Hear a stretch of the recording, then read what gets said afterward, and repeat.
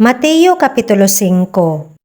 Ug sa ginatan-aw niya ang mga panon sa mga katawhan, mitunga siya sa bukid, ug sa nakalingkod siya, mingduol kaniya ang iyang mga tinun-an, ug sa pagbuka niya sa iyang baba, iyang gitudloan sila nga nagaingon. Bulahan ang mga kabus sa espiritu, kay ila ang gingharian sa mga langit.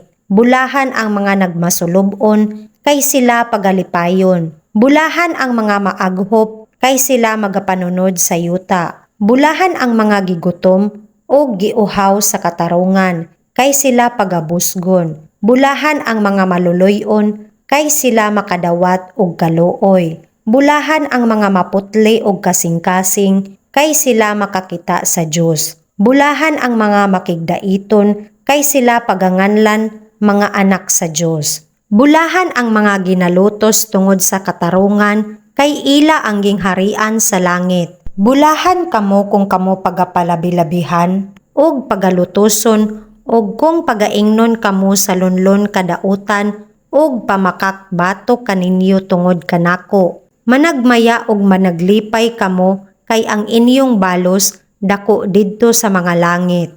Kay sa ingon niini ginalutos nila ang mga manalagna, nga mga nanghiuna kaninyo. Kamo mao ang asin sa yuta. Apan kung ang asin mutabang, unsa pa may iasin? Dili na magapulos, kundili igasalibay sa gawas, ug pagatumban sa mga tawo. Kamo mao ang suga sa kalibutan, ang lungsod nga nahamutang sa ibabaw sa usa ka bukid, dili masalipdan. Ang mga tawo magadagkot og lamparahan, dili aron ibutang sa ilalom sa taksanan, kundili sa ibabaw sa tangkawan, og kini magaiwag sa tanan nga anaa sa balay. Sa ingon ni ana, iiwag ninyo ang inyong suga sa atubangan sa mga tawo, aron hikit-an nila ang inyong mga buhat nga maayo, og pagahimayaon nila ang inyong amahan nga atoa sa langit. Dili kamo maghuna-huna nga ako mianhi sa pagbungkag sa kasuguan.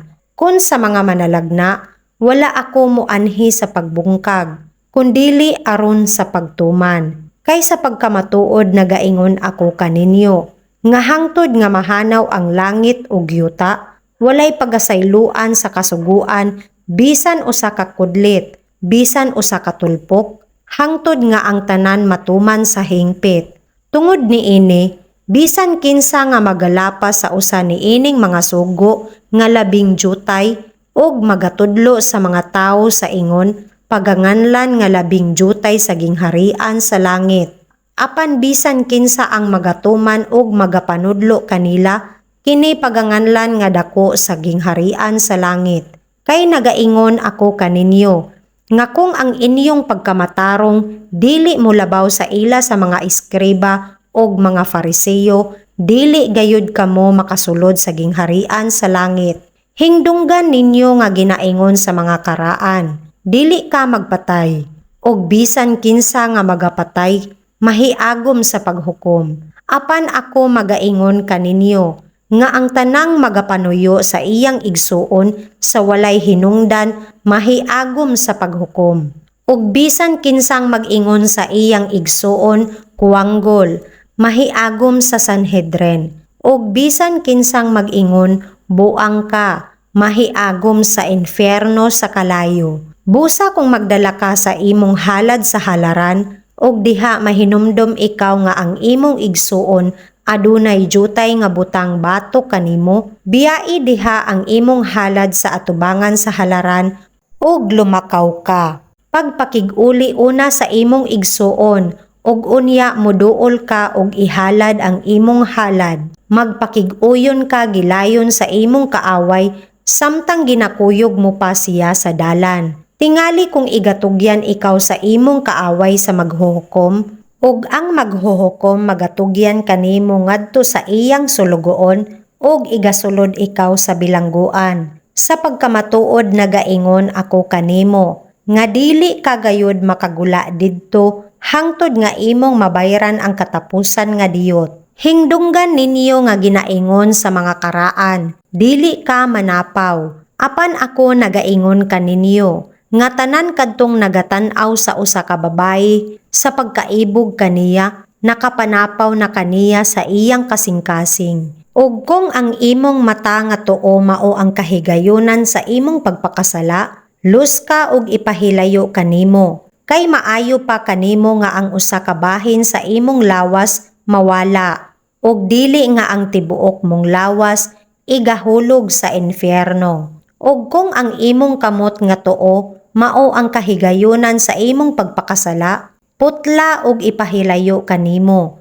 Kay maayo pa kanimo nga usa ka bahin sa imong lawas mawagtang, ug dili ang tibuok mong lawas igahulog sa infierno. Giingon usab, bisan kinsa ang magabiya sa iyang asawa, magahatag kaniya og sulat sa pakigbulag. Apan ako nagaingon kaninyo, nga tanan kadtong magabiya sa iyang asawa, gawas kung maoy hinungdan ang pagpakighilawas. Iyang ginapapanapaw siya, ug ang mga sawa sa usa ka biniyaan nagapanapaw. Hingdunggan usab ninyo nga ginaingon sa mga karaan, dili ka manumpa sa bakak, kundili pagatumanon mo sa Ginoo ang imong mga panumpa. Apan ako nagaingon kaninyo, nga sa bisan unsa nga pagkaagi, dili gayud kamo manumpa. Bisan tungod sa langit, kay mao ang lingkuranan sa Dios. Bisan tungod sa yuta, kay mao ang tungtunganan sa iyang mga tiil. Bisan tungod sa Jerusalem,